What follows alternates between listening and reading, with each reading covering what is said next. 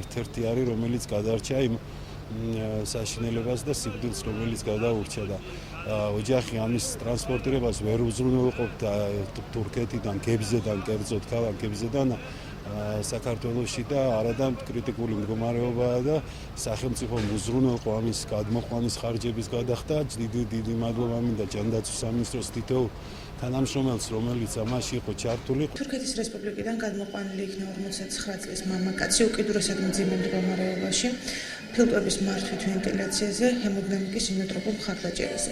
ამ ეტაპისათვის მისი ზოგადი მდგომარეობა ფასდება უკიდურესად მძიმედ ტერმინალურად. ჩემი ძმა რომ მაგასთან ერთად დაწოლილი იყო, გადასცემის შანსები ჰქონდა, მაგრამ ერთი დღე მაგან იარა. მაგ მოხდა 2 რიცხვში და ჩემს ძმა დააწვირენ 3 რიცხვში. ამას დრო და მაგას უნდა წამოსვლა. თორე რაღაცა მე რომ ცოტა შეიქნა უთხრეს რომ დაწექივა ქანა და ის პულისით დაწვა და მე რა მოხდა არ ვიცი. ასე უცებ როგორ შეიქნა ასე მძიმე მდგომარეობაში მე არ ვიცი.